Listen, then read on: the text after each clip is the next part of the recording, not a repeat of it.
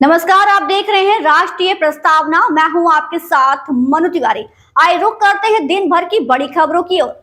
केंद्रीय सूचना एवं प्रसारण मंत्री अश्विनी वैष्णव ने कहा, प्रधानमंत्री के दृष्टिकोण के अनुसार भारत मीडिया और मनोरंजन की दुनिया में वैश्विक नेतृत्व कर सकता है।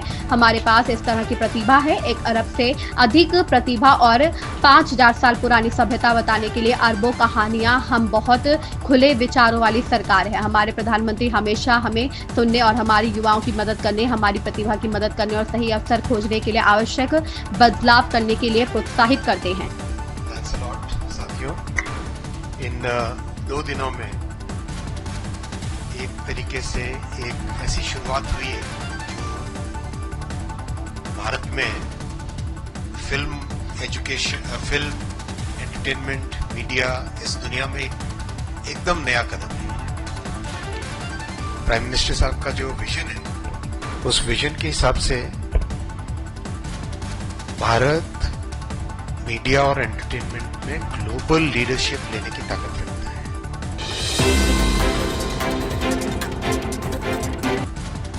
तमिलनाडु में अगले साल होने वाले विधानसभा चुनाव के लिए राजनीतिक गलियारे में हल तेज हो गई है। सभी राजनीतिक पार्टियों ने अपनी अपनी तैयारियां तेज भी कर दी है। इसी बीच भारतीय जनता पार्टी के राष्ट्रीय अध्यक्ष और केंद्रीय मंत्री जेपी नड्डा ने शनिवार को तमिलनाडु भाजपा के 226 विधानसभा चुनाव की तैयारियों की समीक्षा की। उन्होंने राज्य के वरिष्ठ नेताओं से मुलाकात के साथ ही कहा कि चुनावी तैयारियों के साथ साथ संगठनात्मक काम को भी तेजी से आगे बढ़ाया जाए।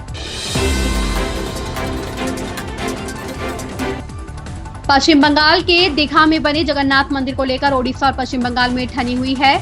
ओडिशा के श्रद्धालु और पुजारी दीघा में बने जगन्नाथ मंदिर के नाम को लेकर आपत्ति जता रहे हैं। जब इसे लेकर भाजपा नेता दिलीप घोष की प्रतिक्रिया मांगी गई तो उन्होंने ममता बनर्जी पर इसका ठीकरा फोड़ दिया। उल्लेखनीय है कि दीघा में बने मंदिर को पुरी के जगन्नाथ मंदिर की तर्ज पर ही बनाया गया है और इसका नाम भी जगन्नाथ मंदिर ही रखा गया है। पहलगाम में आतंकवादी हमले के बाद पाकिस्तान का कथित रूप से बचाव करने के आरोप में असम से एक और व्यक्ति को गिरफ्तार किया गया है। मुख्यमंत्री हेमंत बिस्वा शर्मा ने बताया, आरोपी असम के धुबरी जिले से गिरफ्तार किया गया है। असम सरकार पाकिस्तान के पक्ष में बोलने वाले लोगों के खिलाफ लगातार कार्रवाई कर रही है। मुख्यमंत्री हेमंत ने बताया कि पाकिस्तान के बचाव करने में अब तक कुल 37 लोगों को गिरफ्तार किया गया है। उत्तराखंड के सीएम पुष्कर सिंह धामी ने कहा, 4 धाम यात्रा शुरू हो गई है। बद्रीनाथ धाम के कपाट कल खुलेंगे। सभी तैयारियां पूरी कर ली गई हैं। सभी की सुरक्षा हमारी सर्वोच्च प्राथमिकता है। मैं सभी से 4 धाम यात्रा पर आने का आग्रह करता हूं। हमारे प्रधानमंत्री ने देश से अपील की है कि वे अपनी यात्रा के कुल बजट का 5% यहां के स्थानीय उत्पादों को खरीदने पर खर्च करें। प्रारंभ हो चुकी है और 3 धामों के कपाट खुल चुके हैं। गंगोत्री धाम और केदार, बाबा केदार।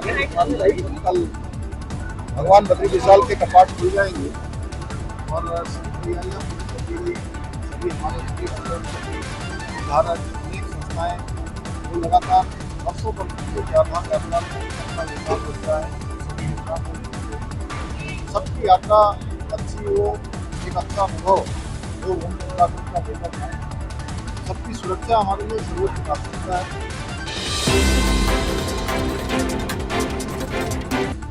कांग्रेस सांसद चरणजीत सिंह ने चन्नी द्वारा सर्जिकल स्ट्राइक पर सवाल उठाने के बाद अब भाजपा ने इस पर पलटवार किया है। भाजपा सांसद संबित पात्रा ने एक प्रेस कॉन्फ्रेंस कर कांग्रेस को आड़े हाथों लिया है और आरोप लगाया है कि कांग्रेस पाकिस्तानी आतंकियों को राहत देने का कोई मौका नहीं छेड़ती है। अंगोला के राष्ट्रपति जोआओ लॉरेंसो का दिल्ली में राष्ट्रपति भवन में भव्य स्वागत किया गया। इस दौरान राष्ट्रपति द्रौपदी मुर्मू और प्रधानमंत्री नरेंद्र मोदी भी इस मौके पर मौजूद रहे।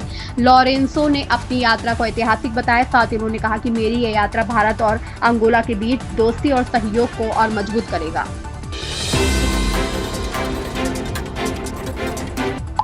पंजाब के पूर्व मुख्यमंत्री और कांग्रेस सांसद चरणजीत सिंह चन्नी ने भारत की ओर से पाकिस्तान के खिलाफ की गई सर्जिकल स्ट्राइक की सत्यता पर शुक्रवार को सवाल उठाए थे। हालांकि आलोचना के बाद वे अपने बयान से पीछे हट गए और उन्होंने कहा कि उन्होंने इस संबंध में कोई सबूत नहीं मांगा था। अब भाजपा के राष्ट्रीय प्रवक्ता शहजाद पूनावाला ने चरणजीत सिंह चन्नी द्वारा सर्जिकल स्ट्राइक पर सबूत मांगने वाले बयान को लेकर कांग्रेस पर निशाना साधा है। समीक्षा बैठक में सीएम योगी आदित्यनाथ ने कहा कि विकास प्राधिकरणों में भवन मानचित्रों के लंबित प्रकरणों का एकमुश्त निस्तारण सुनिश्चित किया जाए। सभी नगरों के जीआईएस आधारित मास्टर प्लान मई माह के अंत तक अनुमोदित करा लें। इसके अलावा कानपुर, आगरा और लखनऊ मेट्रो परियोजनाओं को निर्धारित समय सीमा में पूर्ण कर लें। मुख्यमंत्री योगी आदित्यनाथ ने कर संग्रह में पारदर्शिता, तकनीकी दक्षता के साथ काम करने के निर्देश दिए हैं। उन्होंने अधिकारियों से अपेक्षा जताई कि कर प्रणाली में नवाचारों को अपनाएं और ईमानदार करदाताओं को हर संभव सुविधा और सम्मान दें। मुख्यमंत्री शुक्रवार को राज्य कर विभाग की समीक्षा कर रहे थे। इन खबरों में बस इतना ही। बने रहिए हमारे साथ और देखते रहिए राष्ट्रीय प्रस्तावना।